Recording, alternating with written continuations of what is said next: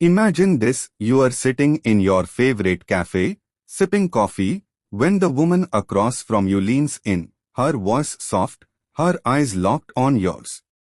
She laughs at your jokes, touches your arm lightly, and somehow, without ever asking, you find yourself agreeing to something you never planned. Was it charm or was it strategy? Human relationships are complex. Men and women both use influence to get what they want, whether it's attention, affection, loyalty, or commitment. But in this story, we are focusing on how women, consciously or subconsciously, can shape a man's choices in ways he might not fully realize. Influence is not always negative. A loving partner influences you to eat healthier, work harder, or make better life choices. But influence becomes manipulation when it's used to serve one person's needs at the expense of the other's well-being. In many cases, this manipulation isn't even consciously planned. Evolutionary psychology tells us that women, historically dependent on men for protection and resources, developed strong social and emotional intelligence to secure those resources. In modern life, those instincts can still appear not for survival, but for comfort, status, or power. Take Arif, a 34-year-old marketing manager. He meets Sana at a friend's birthday party. She's charming, confident, and makes him feel like he's the most interesting man in the room. Over the next few weeks, Sana calls him late at night, sharing personal stories, drawing him into deep emotional conversations. Arif feels special until he realizes that every time these conversations happen, they lead to him doing something for her, driving her places, paying for things, or rearranging his schedule. She's linking his sense of closeness to acts of service, conditioning him to prove his value through what he can provide. One of the most powerful tools in influence is emotional leverage, creating emotional highs and lows to keep someone hooked. In relationships, this can look like sudden affection after a period of distance, or subtle guilt-tripping if a man doesn't meet expectations. When Hamza started dating Sarah, she made him feel like a hero.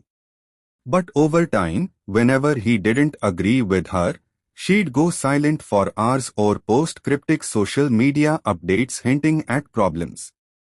Hamza would panic, thinking he'd done something wrong, and rush to make amends, usually by giving in to what she wanted. That's emotional leverage, using emotional responses as a form of currency to get compliance. Perception shapes reality. If a woman can shape how a man sees her as rare, high value, and desirable, she can also shape what he's willing to do for her. This is why some women invest heavily in social image. A man who believes he lucked out will often put in more effort to keep her happy, sometimes overlooking red flags. Bilal met Mehwish at a corporate networking event. She arrived in a designer dress, spoke confidently about her career, and hinted at how many men just don't measure up. Bilal, feeling challenged, started going above and beyond to prove he wasn't like other men. Months later, Bilal realized Mehwish's career wasn't as glamorous as she made it seem, but by then, he was already emotionally invested, financially involved, and in too deep to easily walk away.